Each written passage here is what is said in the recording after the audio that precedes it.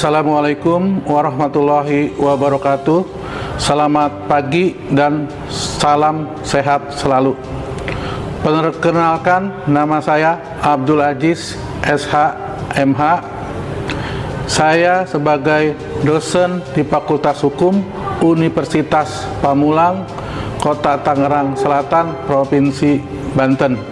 Bidang keahlian saya di bidang hukum perdata. Video ini dibuat tidak lain sebagai tugas pembelajaran saya di bidang pengajaran pada PDD UKT PT sertifikasi dosen. Mata kuliah yang saya ampu adalah Pengantar Hukum Indonesia dengan mempelajari susunan dan metode hukum di Indonesia. Capaian dalam pembelajaran tersebut adalah mahasiswa mampu mengidentifikasikan dan mempelajari, menganalisa hukum tata hukum di Indonesia itu sendiri. Metode pembelajaran yang saya gunakan adalah metode diskusi interaktif yang melibatkan mahasiswa dengan mahasiswa, mahasiswa dengan dosen, dan sebaliknya untuk memahami atau mencari solusi-solusi dan pengalaman-pengalaman pembelajaran bagi mahasiswa itu sendiri. Demikian profil singkat video ini saya buat. Selamat menyaksikan. Wabillahi taufiq wal hidayah. Wassalamualaikum warahmatullahi wabarakatuh. Assalamualaikum.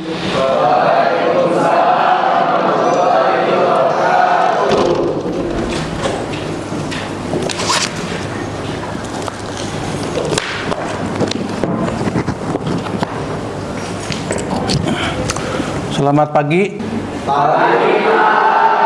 Assalamualaikum warahmatullahi wabarakatuh.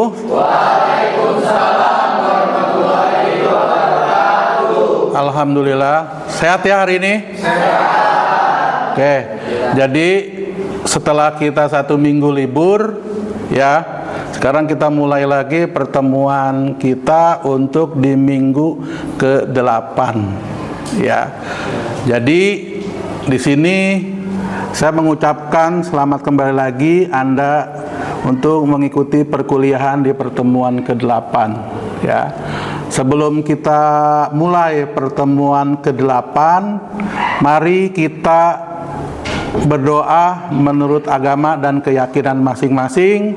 Semoga dengan berdoa tersebut apa yang nanti akan saya sampaikan bisa mengena atau Anda mengerti, ya. Jadi berdoa, mulai.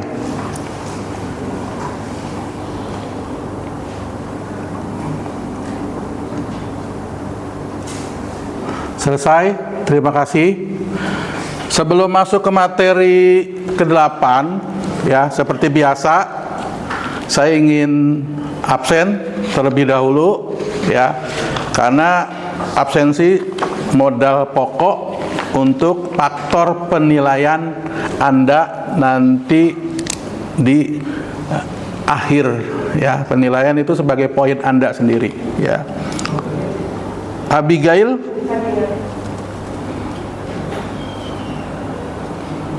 ada? Agung, Ahmad Rizky, Akbar, Alwi, Amar, Asya, Ayu,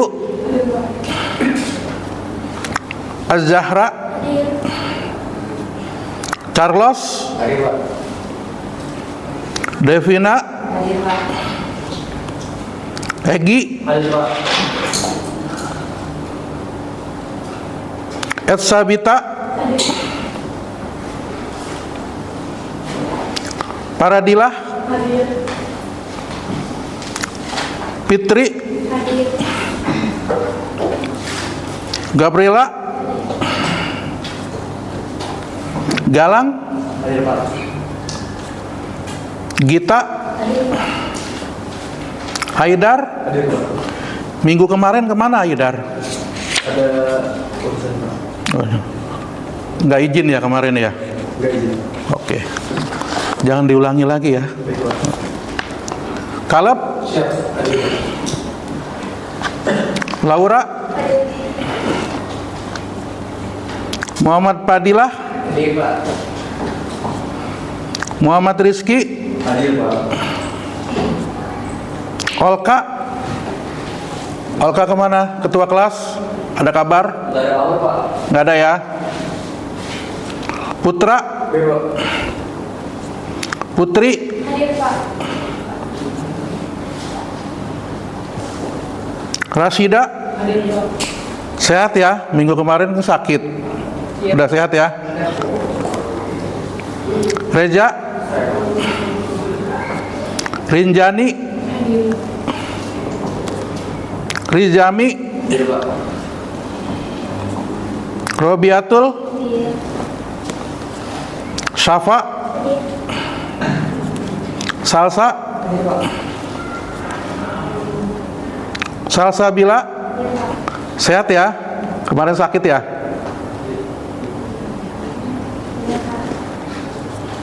Teli? Teli, ketua, ada kabar? Enggak ada Pak. Nggak ada ya? Ya. Oke. Jadi alhamdulillah hanya 2 orang yang tidak masuk ya. Mudah-mudahan yang belum ada kabar, mudah-mudahan diberikan kesehatan. Takutnya dia juga lagi sakit atau gimana, belum sampai sekarang belum ada kabar. Jadi di sini kita akan memasuki di pertemuan ke-8 ya. Sebelum pertemuan ke-8 saya ingin mengulas sedikit pertemuan kita minggu kemarin ya, untuk mengingatkan gimana pelajaran minggu kemarin itu langsung hilang atau tidak ya. Jadi nggak usah tegang, kita santai aja mengingatkan. Jadi yang ingin saya tanyakan, kenapa sih kita khusus di Fakultas Hukum itu masih mempelajari pengantar hukum Indonesia? Ayo, siapa yang mau jawab? Saya Pak. Ya, silakan. Kenapa masih penting? Karena menurut saya itu pengantar hukum Indonesia ini sebagai gambaran mengenai hukum apa aja yang ada di Indonesia, terus peraturan apa aja yang ada di Indonesia, sistem hukum apa aja yang ada di Indonesia. Bahasa gampangnya itu sebagai pengantar untuk menuju hukum-hukum yang lebih spesifik. Siap. Oke, ada yang mau nambahkan? Jadi saya mengulas sedikit apa yang disampaikan teman kamu itu benar. Intinya ya, intinya pengantar hukum Indonesia itu mengantarkan Anda mencapai tujuan.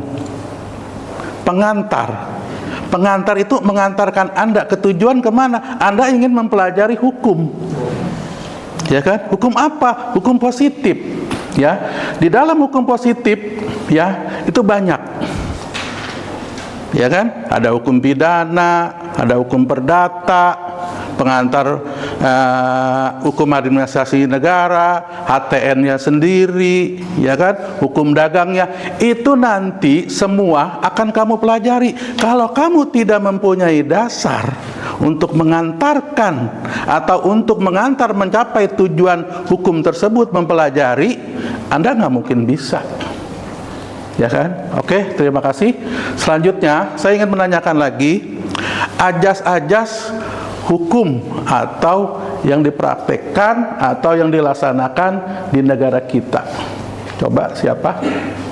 Ajas-ajas hukum yang ingat? Ada berapa ajas? Ayo, tadi ada kedengarannya? Ada 2. Coba, ya. Jadi di dalam asas-asas yang ada di dalam Indonesia itu, di dalam hukum Indonesia itu ada yaitu Ya. hukum material dan hukum formil. Kalau formil apa aja? Hukum formil itu mengenai pengadilan, Pak. Jadi tata cara pelaksanaan peradilan. Sedangkan kalau untuk material itu untuk mencari kebenaran, Pak. Gitu. Ada yang bisa menambahkan?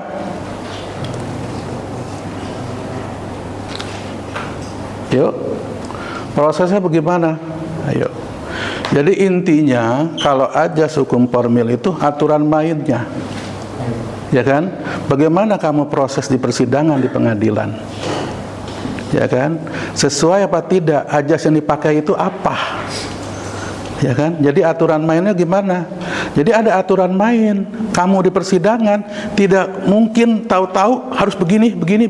Nggak mungkin. Harus berdasarkan ajas yang dianut dalam pengadilan. Begitu material. Tadi material apa? Mencari kebenarannya itu bagaimana pembuktiannya. Ya kan? Pembuktiannya itu tidak berupa barang bukti. Misalnya sesuatu penyelesaian masalah itu dari faktor, dari segi macam-macam harus kita teliti. Dari segi hukum, ya kan? Dari psikologi, dari dampak sosialnya, dari masyarakatnya, ya. Kita harus bisa membuktikan. Oke, dalam undang-undang sudah jelas. Tapi prosesnya kita harus melihat dari materialnya itu bagaimana prosesnya, pembuktian itunya yang harus kita sampaikan. Ya, oke, cukup sebagai pembuka, ibaratnya sebagai pemanasan nih, pemanasan, ya kan? Udah panas berarti? Ya. Oke, kalau udah panas kita langsung materi ke pertemuan 8 tentang hukum perdata. Ya, jadi di sini, ya, saya ingin menanya, Anda semua sudah mengetahui tentang hukum perdata? Gambarannya aja. Apa sih intinya hukum perdata? Inti hukum perdata.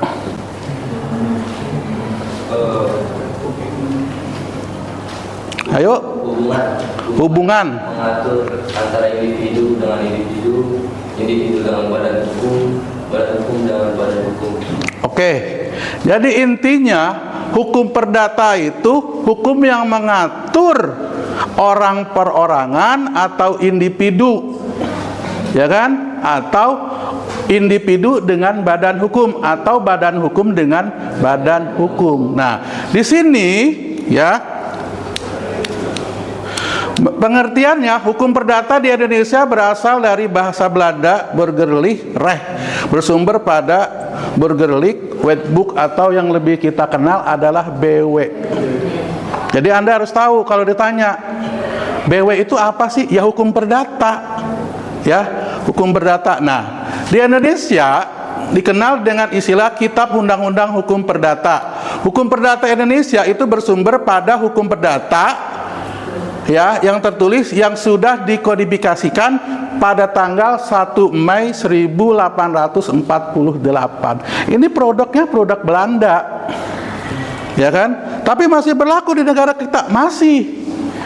Karena sampai sekarang negara kita belum membuat hukum perdata. Selanjutnya, menurut Subekti, Profesor Subekti mengatakan, hukum perdata dalam arti luas meliputi semua hukum privat material, yaitu segala hukum pokok yang mengatur kepentingan-kepentingan perorangan. Selanjutnya, menurut beliau, ya, perkataan hukum perdata ada kalanya dipakai dalam arti sempit sebagai lawan hukum dagang.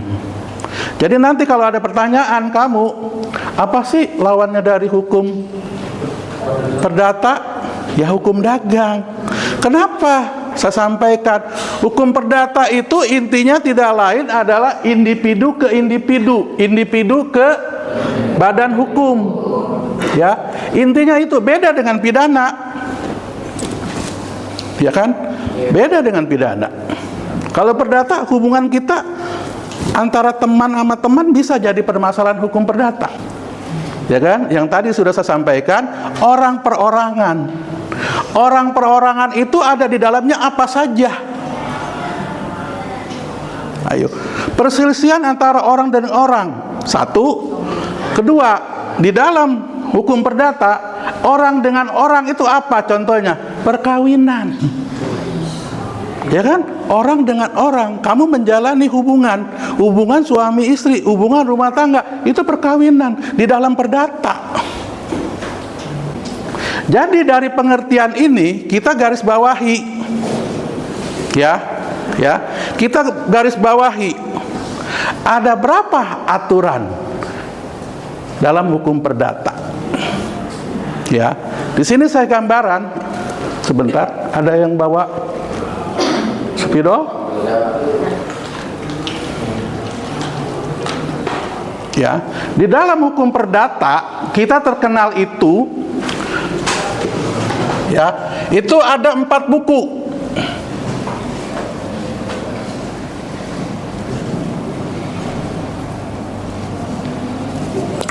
Buku 1, buku 2, 3, 4. Buku 1 apa? Orang, ya kan? Buku 2, benda.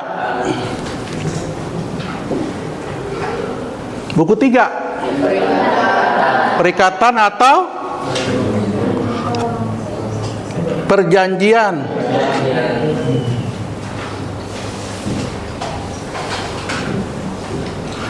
Keempat, kadaluarsa.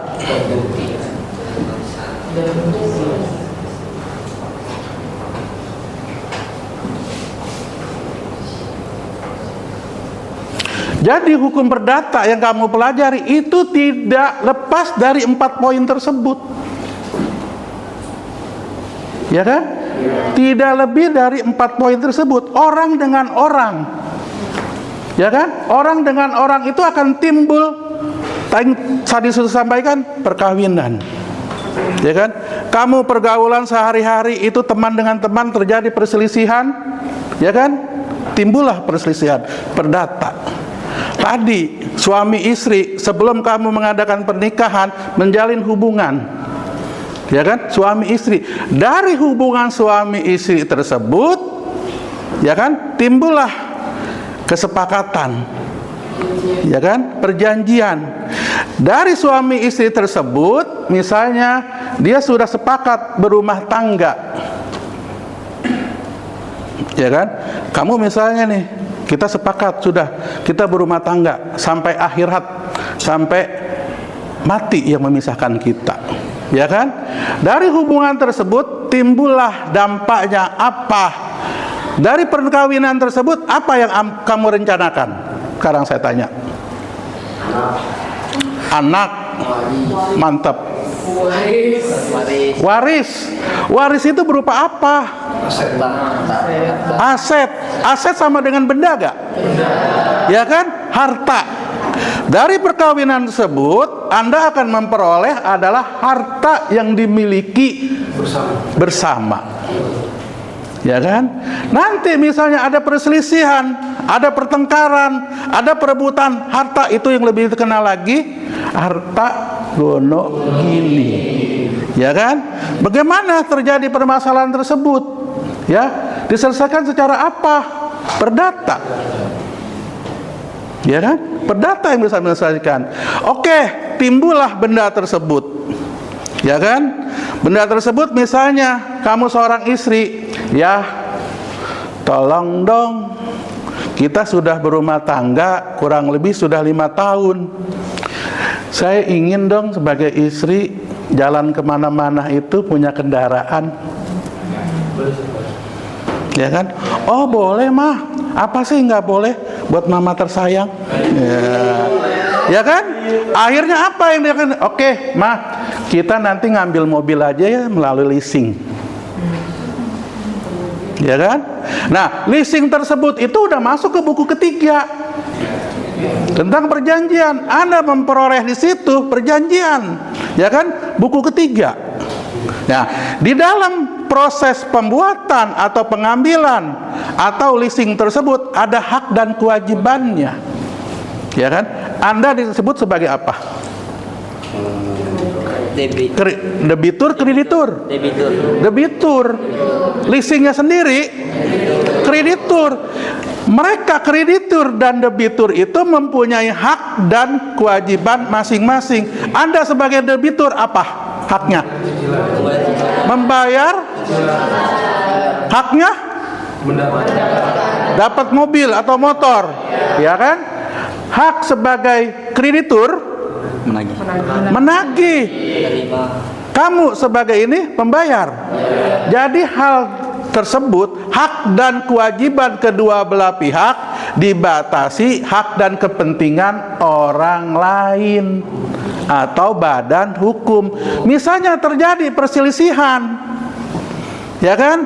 Anda diminta membayar kewajiban setiap tanggal 5 atau tanggal 10. Tolong laksanakan kewajiban Anda, bayarlah cicilan tepat waktu. Sebulan, 2 bulan, sampai setahun, rajin. Jatah waktunya, jatuh temponya tanggal 5, tanggal 2 sudah bayar. Ya kan? Setelah memasuki tahun kedua, lambat. Ya kan? Sebulan lambat, 2 hari, terus sampai istilahnya Anda call 5 di BI. Ya kan? Itu terjadilah masalah. Ya kan? Terjadilah permasalahan. Bagaimana? Masuklah buku keempat tentang pembuktian dan kadaluarsa. Kenapa? Itu dengan sendirinya terjadi pelanggaran hukum. Terjadilah perselisihan. Hukum perdata lah muncul di situ. Ya kan? Itu yang terjadi dalam proses kehidupan kita sehari-hari. Ya kan? Oke, saya kira cukup untuk materi kita hari ini tentang hukum perdata. Ada yang mau ditanyakan? Siap? Ya. Mau bertanya, mengapa hukum perdata peninggalan Belanda masih berlaku di Indonesia? Belum saya jawab. Tadi kan saya sudah menjelaskan. Anda paham nggak? Kenapa hukum perdata itu masih berlaku di negara kita? Ayo, siapa yang membantu menjawab saya? Jadi mau menjawab kenapa masih diperlakukan ya di Indonesia. Yang pertama itu masih diperbolehkannya tetap berlaku oleh aturan peralihan undang-undang 1945. Terus di Indonesia juga belum ada memiliki kodifikasi hukum perdata nasional yang baru. Itu juga, terus juga ada banyak pasal dalam KUH perdata itu dari Belanda masih relevan digunakan. Mungkin itu sih, Pak. Ada yang bisa menambahkan? Melengkapi? Ayo, ya silakan. Yang kedua itu yang udah tadi Bapak jelaskan, karena kita masih menganut asas konkordasi. Konkordasi.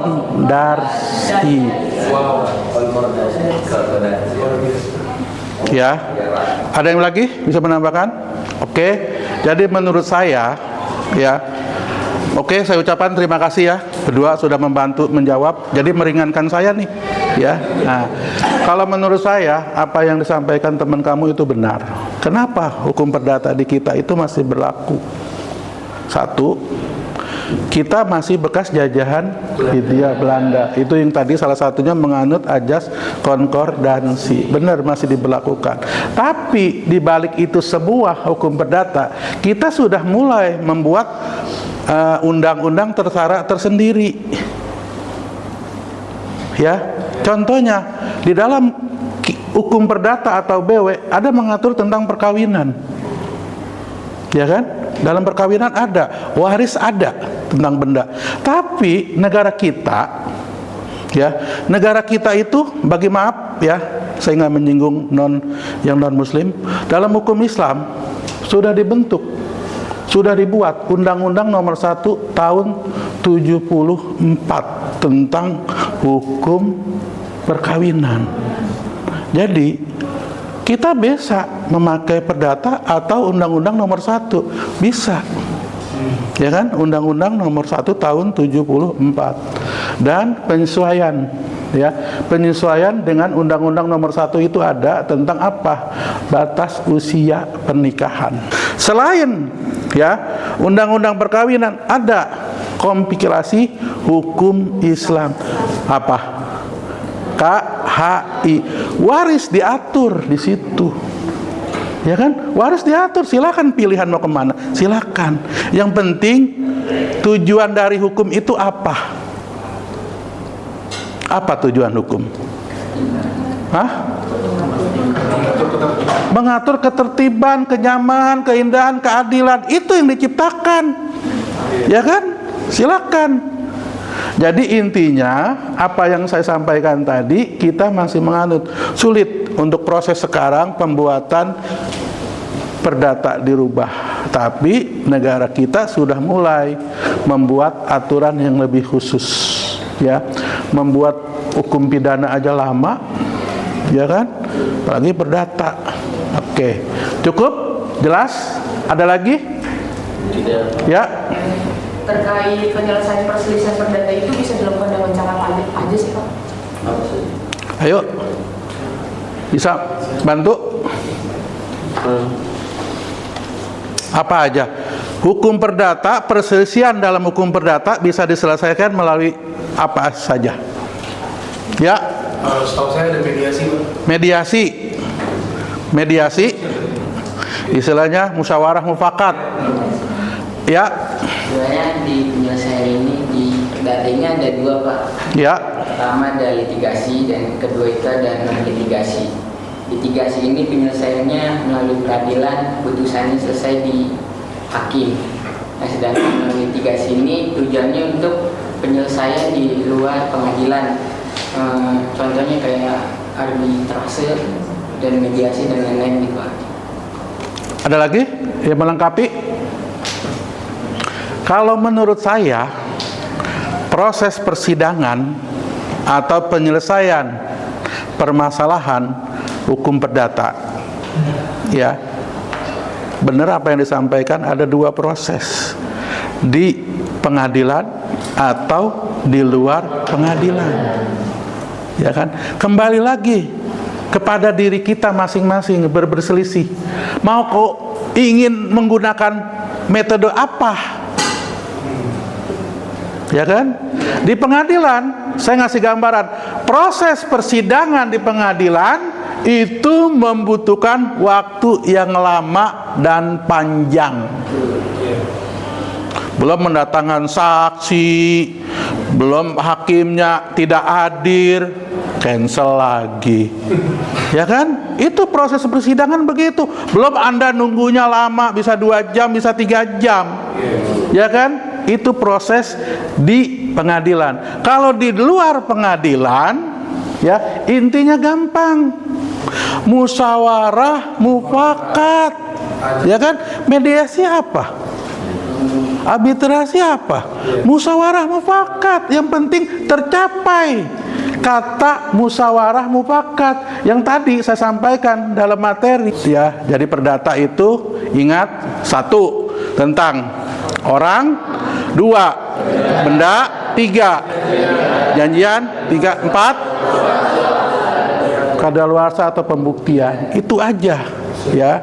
Jadi itu aja yang perlu disampaikan, dan pesan saya, ya, mudah-mudahan apa yang saya sampaikan ini bisa kamu pahami dan bisa kamu mengerti, ya. Dan sebelum saya akhiri, tolong seperti biasa, ya, nanti minggu depan ketemu saya lagi, saya akan mengulang lagi tentang hukum perdata, biar kamu itu ada hasilnya. Mudah-mudahan besok Anda di rumah masih cukup waktu panjang, ya.